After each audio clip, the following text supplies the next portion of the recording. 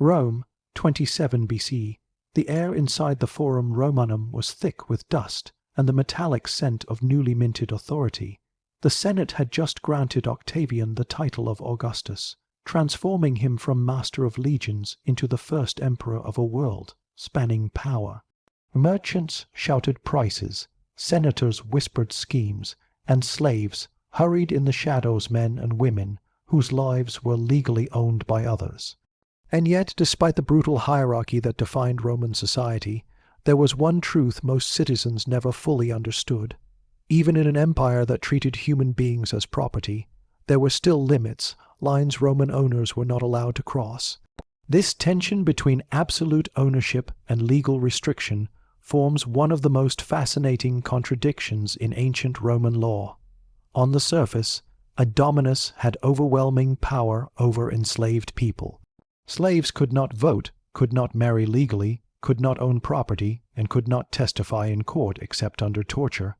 But by the late Republic and early Empire, Roman lawmakers, moral philosophers, and even emperors themselves had begun to push back against the darkest excesses of slavery. Not out of compassion, at least not primarily, but because Rome understood something monumental. The stability of an empire depended on how far cruelty could be allowed to go. To understand what owners could not legally do to slaves, we first need to understand what slavery meant in the Roman world. Unlike the race-based slavery of later centuries, Roman slavery was not tied to skin color or ethnicity. A slave could be Germanic, Greek, Nubian, Syrian, British, Iberian, Thracian, Gaulish, Egyptian, or even Roman, born if they were sold for debt or exposed as infants. What united them was their legal status. They were res things, property. But they were also part of the household, labor force, and economic engine of Rome.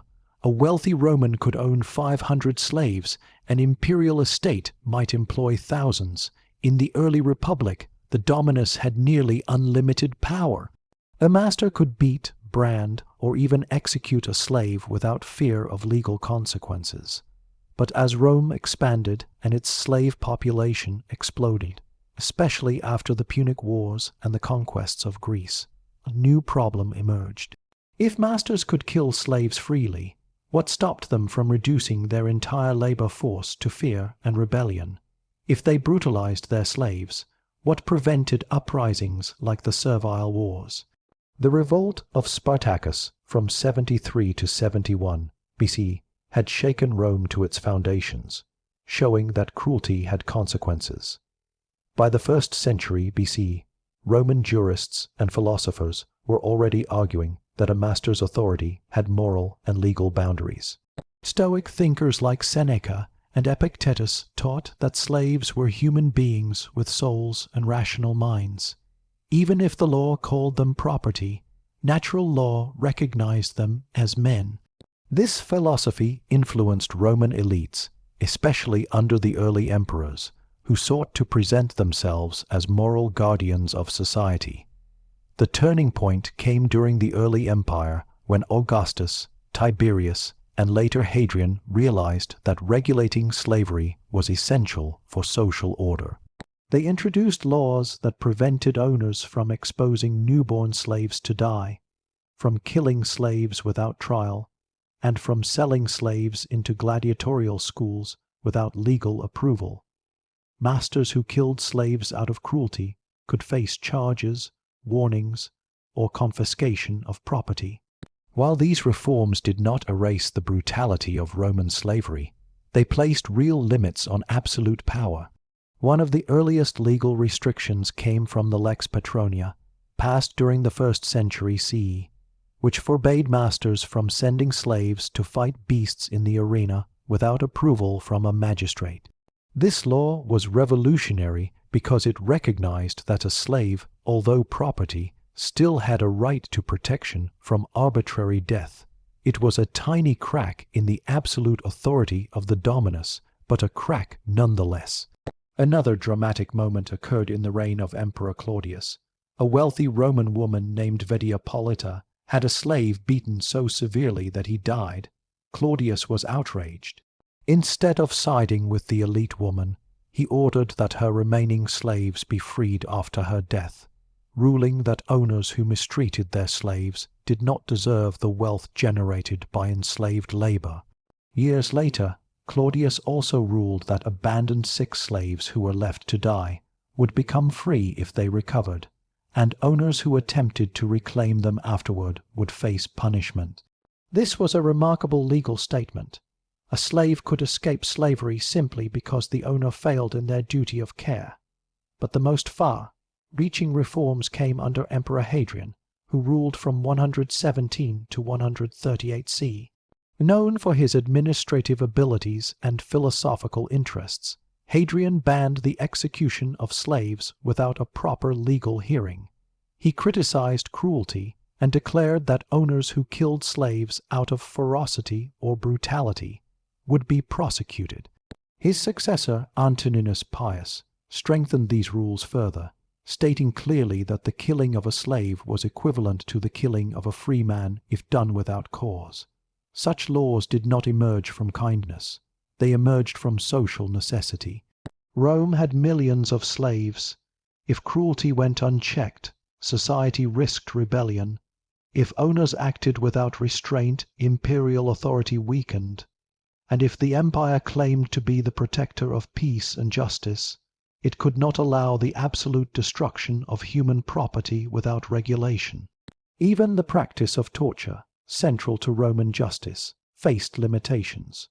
Children, pregnant women, and elderly slaves were often exempted from severe interrogation, and slaves could not be tortured to testify against their own masters unless the crime was extraordinary. This rule protected household stability more than human rights, but it still marked a legal boundary. Another little-known limitation lay in the family structure of slaves. Although slaves could not legally marry, Roman law later protected contubernium, a recognized union between enslaved partners. Owners were increasingly discouraged from separating slave families. Emperor Antoninus Pius declared that selling a slave child under 7 away from their mother was illegal. Severus and Caracalla later expanded these protections to include entire families. These developments show how the question, "What couldn't owners do to slaves in ancient Rome?" requires a nuanced answer. Owners still commanded enormous power that could define life or death. But Roman law carved out specific areas where absolute cruelty was no longer tolerated. Owners could not kill slaves without trial, could not send them to the arena without approval, could not abandon them without consequence, and eventually could not separate young children from their mothers. Yet perhaps the greatest limitation came from society itself. Romans expected masters to maintain dignity, moderation, and control. A cruel master was seen as weak, unable to govern his household, and therefore unfit to govern anything else. Slaves, ironically, became a mirror reflecting the master's character. Philosophers argued that a man who abused slaves proved himself less civilized than the enslaved. The year is 98 CE. The sun rises over the Palatine Hill as Emperor Trajan ascends the throne, inheriting an empire that stretches from the sands of Egypt to the cold forests of Germania. Rome is at its peak, a superpower with more than 60 million inhabitants and an economy fueled by agriculture, commerce, and the labor of millions of enslaved people. In such a colossal system, the relationship between masters and slaves is no longer just a personal matter. It has become a political issue, a legal necessity, and a cornerstone of public order. What an owner can or cannot do to a slave now affects the stability of the empire itself. Trajan, like the emperors before him, inherits a world where slavery is woven into every social structure. In wealthy households, educated Greek slaves tutor aristocratic children. In provincial farms, chained laborers harvest wheat to feed Rome's population. In mines, thousands toil in darkness, rarely seeing daylight. In workshops, craftsmen produce pottery, textiles, weapons, and tools. Every Roman citizen depends on this system, from the elite senators to the urban poor who benefit from the cheap labor that sustains the economy. Yet beneath this enormous structure lies constant tension. Slaves vastly outnumber citizens in some provinces. Memories of the servile wars still haunt Rome. And moral philosophers, jurists, and even emperors recognize the same truth. Absolute cruelty might satisfy individual masters, but it endangers Rome. It breeds rebellion, undermines productivity, and damages the empire's image of justice. By Trajan's era, Roman legal thinkers are deeply engaged in defining the limits of a master's authority. Their writings, preserved in the digest of Justinian centuries later, reveal a world where the law struggles to balance power with restraint. The legal question is no longer whether a slave is property. That principle remains unchanged. Instead, the question becomes, what obligations does a master owe to this property, and what punishments should be imposed on a master who violates these obligations? One of the earliest and most important legal concepts is the idea of moderatio. A respectable Roman, according to Stoic and legal doctrine, must exercise moderation in all things, in wealth, in ambition, in pleasure, and even in punishment. A master who tortures or kills slaves unnecessarily is seen not only as cruel but as irrational, lacking self-control.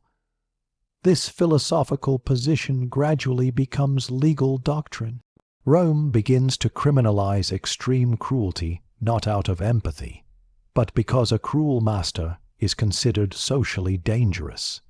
Even earlier emperors had already planted seeds of reform. Augustus tried to regulate the sale of slaves, making sure that buyers knew the age, nationality, skills, and health of each enslaved person. This created a system of accountability. If a master lied about a slave's condition, the buyer could sue. While this protected economic fairness rather than human rights, it still placed limits on ownership and established the idea that slaves could not be treated purely as disposable goods. The rise of Emperor Tiberius brought further developments. When a Roman equestrian named Lucius Pedanius killed a slave out of anger, the Senate reacted harshly. Despite pressure from elite families to defend an owner's right to punish his property, the Senate condemned Pedanius and publicly shamed him. This event was significant because it marked one of the first times Roman political bodies opposed extreme violence toward slaves committed by members of the upper class. The message was clear. Killing a slave out of rage was socially unacceptable. By the time Trajan rules, these ideas have become embedded in Roman governance. Slaves may still be property, but owners cannot act purely on impulse. They must justify harsh actions through law, not emotion. One of the most important restrictions concerns public execution. The lex patronia, passed decades earlier, remains firmly in place. Without magistrate approval, no master may send a slave to fight wild beasts in the amphitheater. The amphitheater is Rome's ultimate symbol of violence and power. To send a slave into the arena without review is to give oneself the power of the emperor. The state cannot tolerate such private execution, not only because it is unjust, but also because it undermines imperial authority. Another area where owners face restriction is in the treatment of enslaved families. Rome's economy depends on the reproduction of slaves. While many slaves are captured in war, Rome also relies on enslaved women to give birth to the next generation of laborers. Separating families too harshly reduces productivity, increases depression among slaves, and lowers birth rates. By Trajan's era, slave unions called contubernia enjoy increasing legal recognition. Even though contubernia is not a full marriage, the state acknowledges that stability within slave households benefits the economy. The imperial court begins to discourage masters from separating husbands from wives and mothers from young children.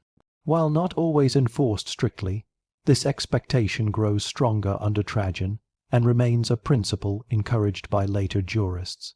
The idea behind it is simple. Happy slaves work harder and rebel less. Suffering slaves bring risk. Owners are also restricted in the way they can punish slaves. While flogging is common, lethal punishments come under tight review. Torture, once used liberally, is increasingly regulated. Legal texts explain that the torture of slaves for testimony should only occur in serious cases and never for trivial accusations. Pregnant women, children, and the elderly must be spared, reflecting growing legal concern for vulnerability. Trajan's administration also strengthens the role of the urban prefect and provincial governors in disputes involving slaves. If a slave appeals to a magistrate claiming unbearable cruelty, starvation, or unlawful punishment, the magistrate may intervene. Some slaves flee their masters and take sanctuary at temples or imperial statues. Roman law allows such slaves to plead their case. While this does not free them, it forces officials to investigate. If cruelty is proven, the state may order the slave sold to a new owner. In extreme cases, the master may be charged. This practice becomes so common that historians refer to it as the right of refuge for slaves. It is an extraordinary development. Slaves, legally defined as property, can seek state protection against their own owners. Although the state does not see them as equal to citizens, it does acknowledge that property with human qualities must be treated within certain boundaries. A master who abuses slaves too severely disrupts public order. Another surprising restriction concerns sexual exploitation. While Roman society largely tolerated the sexual use of enslaved people, there were boundaries. A master could not force slaves into prostitution without a legal declaration. This regulation originated partly from moral concerns and partly from social pressure. Enslaved women were often exploited, but the law sought to prevent owners from turning their household slaves into public workers without justification. Doing so was seen as degrading to the household's honor, and the state feared that widespread sexual misuse of slaves could lead to scandals, unrest, and disease. By the 2nd century CE, legal writings show a growing belief that some acts were beneath a civilized Roman. Forcing slaves into violent sexual acts, mutilating them, or converting them into public spectacles without approval was now considered unacceptable. The Digest records multiple cases where owners who inflicted extreme humiliation on slaves were forced to compensate or release them. Perhaps one of the most influential figures in this evolution of slave protection is Hadrian, Trajan's adoptive son and successor. Hadrian, a student of Greek philosophy, believed in governing through law rather than fear. His reforms transformed the empire's approach to slavery. He forbids masters from killing slaves outright and even banishes a man who tortured a slave to death. Hadrian's message is unmistakable. The Roman state, not the private owner, possesses the right to decide whether a slave may live or die. By Trajan's era, Rome is no longer the republic of its ancestors. It is a complex, bureaucratic empire where private cruelty can become a public threat. Owners are increasingly forbidden from killing slaves without trial, selling them into dangerous professions without oversight, separating families without cause, or inflicting uncontrolled punishment. Slavery remains brutal, freedom remains rare, but the harsh edges of domination are slowly being carved away by law, philosophy, and imperial authority. Rome, 132 C. Emperor Hadrian sits inside the vast, marbled halls of his villa at Tibur, reviewing petitions from across the empire. Among the usual reports of border skirmishes and tax disputes lies a troubling case. A Roman master in Sicily has killed multiple slaves without cause. In earlier centuries, such an act would barely merit discussion, but now it sparks imperial investigation. This moment captures a dramatic shift in Roman society. Slaves are still property, still bound to masters, but masters no longer possess the unchecked power of life and death. To understand the full reality of what owners could not do, we must explore the legal cases that shaped Roman ideas of justice. These are moments when real human suffering forced emperors and jurists to define boundaries. Each case reveals a deeper truth. Rome feared the consequences of cruelty more than it pitied the victims. Law was created not out of kindness, but out of necessity, and yet this necessity reshaped the empire. One of the earliest cases occurred decades before Hadrian, during the reign of Augustus. A merchant named Gaius Fabius, known for his temper, beat one of his slaves to death in a crowded marketplace. The violence shocked local citizens, not because of sympathy for the slave, but because Fabius's uncontrolled rage threatened public order. Augustus, determined to cultivate an image of moral leadership, intervened. He did not punish Fabius outright, but he issued a warning to magistrates across Italy. Acts of extreme cruelty would be monitored. This was not yet law, but an early signal that masters were being watched. Another major moment came under Emperor Claudius. A wealthy aristocrat named Pollio had a slave who became ill and unable to work. Pollio ordered the slave taken to the Tiber River to die, a common practice of abandoning sick slaves. But the slave survived and was rescued by passers-by. When Pollio returned to reclaim him, Claudius intervened. He declared that slaves abandoned due to illness would be automatically freed if they recovered. Furthermore, any master attempting to reclaim them would face harsh consequences. This ruling was groundbreaking. It established the principle that owners had obligations toward their slaves. Neglect could result in the loss of property. And if a master tried to reverse the outcome, the emperor would punish him. For the first time, abandoning a slave had legal repercussions.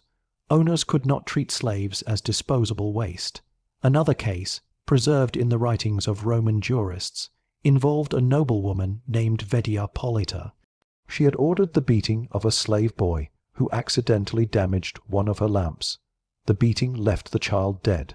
When this reached the emperor, Claudius condemned the act and declared that her estate, upon her death, would be used to free all her remaining slaves. This case was meant as a warning to the elite. Owners could no longer assume immunity simply because of status. But the most famous incident, one that transformed Roman law, occurred during the reign of Emperor Nero. A wealthy ex-consul named Gaius Pedanius Secundus was murdered by one of his slaves. According to ancient law, if a master was murdered, all of his slaves, regardless of innocence, were to be executed. This law had existed for centuries and was originally designed to discourage slaves from conspiring against their masters. When Secundus's slaves were sentenced to death, the city erupted in protest. Thousands of citizens marched to the Senate, demanding mercy. They argued that it was unjust to punish innocent people for the crime of one. The Senate, however, upheld the ancient law. 400 slaves were executed. This event shocked the empire and forced lawmakers to reconsider the reach of punishment. It revealed the dark underside of Roman fear.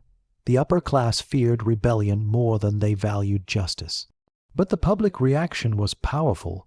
Ordinary Romans expressed horror at the collective execution. Over time, jurists began to question whether such blanket punishments should continue.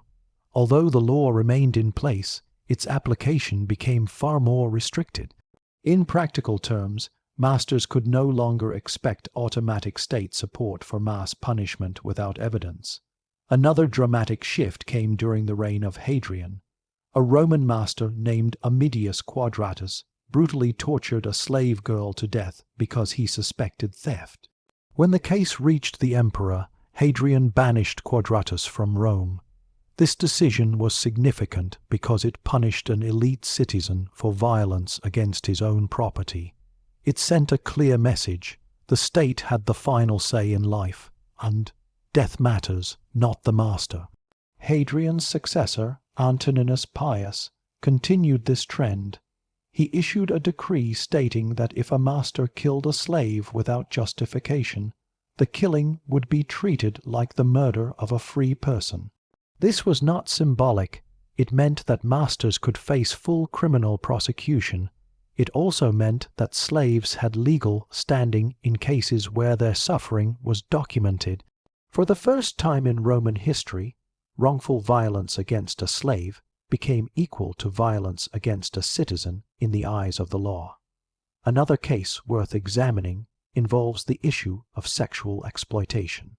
A master in North Africa forced multiple enslaved women into public brothels without legal documentation. When local magistrates discovered this, the owner was brought before the governor and ordered to compensate the women, while the enslaved individuals were removed from his household.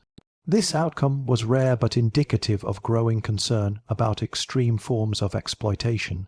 Sexual abuse remained widespread, but the most public and degrading forms faced legal scrutiny. Rome also developed laws concerning the separation of families. A provincial governor in Syria received complaints that a wealthy landowner was selling children separately from mothers. Roman law did not fully forbid this, but Antoninus Pius issued a clarification. Children under 7 could not be separated from their mothers. Magistrates were instructed to reverse sales if such separations occurred. This forced owners to reconsider commercial decisions and placed emotional bonds within the legal framework. One of the most interesting protections came from the right of refuge. In many Roman cities, temples and imperial statues served as sanctuaries. If a slave fled into one of these protected spaces, the master was required by law to present his case before a magistrate. The magistrate determined whether the slave's complaints of cruelty were justified. If they were, the owner could be forced to sell the slave. This practice did not end slavery, but it prevented masters from abusing their authority without risk. The right of refuge was revolutionary because it acknowledged slaves as human beings capable of suffering, capable of appealing, and capable of legal interaction. A piece of property should not be able to petition the state. Yet slaves did. The law responded. Masters faced consequences. Some cases even resulted in slaves gaining freedom as punishment for the master's actions. By the mid-2nd century CE, Roman law had transformed dramatically. Owners could not kill slaves at will, could not mutilate them without being charged, could not send them to the arena without cause, could not abandon them without losing ownership, could not sexually exploit them publicly, could not separate young children from mothers, and could not ignore legal appeals made by slaves seeking protection. These cases show that Roman slavery was not a static institution. It changed with political needs, public reactions, economic considerations, and philosophical movements. Jurists debated, emperors adjusted laws, and society adapted. Slavery remained cruel, but the boundaries around cruelty became increasingly strict. Power was still unequal, but no longer absolute. Rome 161 C. As Marcus Aurelius rises to power alongside Lucius Verus, the empire enters an era shaped by philosophy, war, and administrative reform. Though slavery remains deeply entrenched, the empire's legal and moral landscape has changed dramatically over the previous 2 centuries. The question is no longer whether slavery will continue. Rome's economy is still dependent on it, but how far the law can restrain the absolute power of owners. And in the final phase of the High Empire, this struggle reaches its defining moments. By the 2nd century CE, Roman jurists like Ulpian, Gaius, and Paulus have begun to articulate a new theory beneath Roman law. They argue that, according to natural law, all humans are equal. This statement does not abolish slavery, nor does it transform society, but it introduces an idea that will outlive the empire. Slavery contradicts nature. At the same time, civil law still classifies slaves as property. Thus, the empire exists in a paradox. Slaves are both humans and objects. The law attempts to regulate the contradictions. To understand what owners could not do, we must look at how this evolving philosophy influenced legal interpretation. One of the clearest examples concerns the treatment of slave families. While earlier emperors discouraged separating mothers and young children, legal texts from Antoninus Pius onward reveal a strengthened rule. If a master attempted to sell a child under 7 away from the mother, the sale could be annulled. In some cases, the child was automatically returned and the seller fined. Roman jurists argued that such separations violated natural affection, a concept increasingly recognized as legally meaningful. Another area where restrictions continued to grow was physical punishment. Despite the enduring belief that corporal discipline was necessary for maintaining order, emperors intervened more directly when punishment became excessive. The emperors Marcus Aurelius and Lucius Verus ruled that if a master inflicted torture without legal cause, the slave could appeal for redress. This could result in the owner being charged or forced to sell the slave.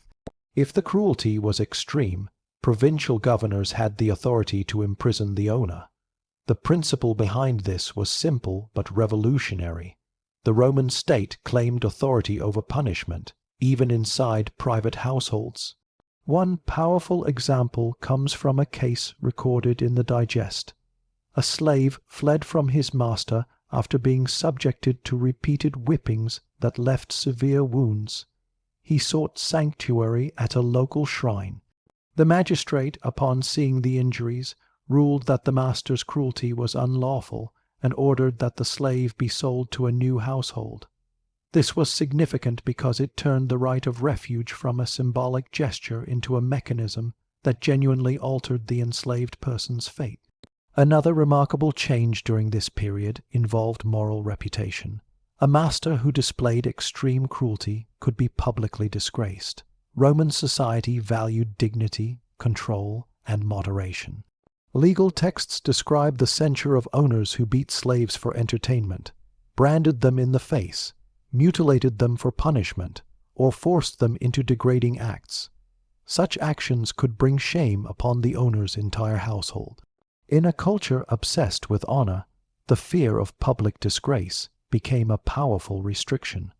A man who could not manage his slaves with reason was seen as incapable of leadership and undeserving of respect.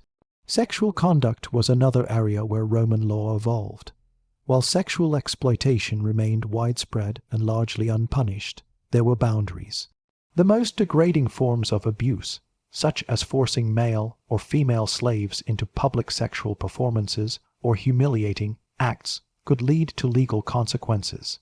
Under the Severan dynasty in the early 3rd century, governors received explicit instructions to investigate sexual abuse when it led to scandal or endangered household order. Slaves could not prevent private acts, but they could gain protection against public degradation. Moving forward into the late 2nd century, the issue of slave manumission became increasingly significant. Manumission, the act of granting freedom, had always existed in Rome, but it gained new social and legal importance. Freed slaves, known as liberti, could become craftsmen, merchants, or even wealthy elites. Emperors like Hadrian and Antoninus Pius encouraged manumission in cases where slaves demonstrated loyalty, skill, or exceptional service. Legal texts show that a slave who saved a master's life or reported crimes in the household could be rewarded with freedom. The state even protected freed people from being re-enslaved. This shift gave slaves a new form of leverage. While still powerless in many respects, they could improve their status through hard work or loyalty. They could also appeal to magistrates if a master attempted to deny promised manumission. Although this did not equalize society, it limited the absolute power of masters. Once freed, an individual became a Roman citizen, protected under the full force of the law. This pathway to citizenship remains one of the most unique aspects of Roman slavery, and one of the reasons the empire developed such a complex legal framework around ownership. Another area in which Rome imposed limits was economic exploitation. Slaves could not be worked to death without consequence. Certain occupations, especially mining, were considered so lethal that the state regulated them directly. A master could not send a household slave to the mines unless convicted of a serious crime. This law protected domestic slaves from being condemned to the most brutal labor without justification. It also served as a control mechanism. The mines were state-run enterprises, and private individuals had no right to fill them with slaves purely for punishment. Additionally, the lex alia sentia and the lex fufia caninia placed restrictions on mass manumissions, which indirectly protected slaves from being discarded in large numbers during an owner's death. These laws were designed to prevent social instability, but they also encouraged owners to treat slaves as long-term investments instead of disposable laborers. By the time of Marcus Aurelius, Roman jurists had begun to articulate a principle that would influence future legal systems. The master's authority is not limitless. The digest includes statements such as it is the part of humanity to restrain cruelty, and the law does not permit owners to act with savage brutality. These were more than philosophical claims. They were citations in legal debates used to evaluate cases involving abuse. While these reforms did not create equality, they shaped a world in which the enslaved had pathways to protection, appeals, and even freedom. The Roman Empire never abolished slavery, but it built a legal culture that acknowledged moral obligations. Slaves could not testify without torture early in the empire, yet by the 3rd century in some regions they could provide voluntary testimony in cases involving crimes against themselves. They could not marry legally, yet their unions received recognition. They could not own property, yet they could manage peculium, a personal fund used with the master's permission. They remained oppressed, yet no master could legally kill them at will. The legacy of these laws endured long after Rome fell. Medieval European slavery, Islamic legal traditions, Byzantine systems, and even early modern legal codes inherited concepts born from Roman jurists. The idea that a master's authority must be limited, that cruelty destabilizes society, and that enslaved people possess inherent human qualities. That law must acknowledge. These were seeds that would not fully bloom until many centuries later, but they were seeds nonetheless. To answer the central question, what could owners not do to slaves in ancient Rome? The full picture is complex. They could not kill slaves without legal trial. They could not abandon sick slaves without losing property rights. They could not send them to the arena without approval. They could not mutilate them without facing prosecution. They could not separate mothers from young children without risking legal reversal. They could not force them into public sexual acts without consequences. They could not ignore appeals for protection, and they could not violate certain social expectations without facing disgrace. In a world built upon hierarchy, domination, and exploitation, these restrictions did not make slavery humane, but they reshaped its limits. They demonstrated the power of law to contain cruelty, even in an empire that depended on human bondage. They showed that Rome, despite its brutality, recognized that no authority could be absolute, and they left a legacy that would echo into the future. Even the most powerful must answer to the law.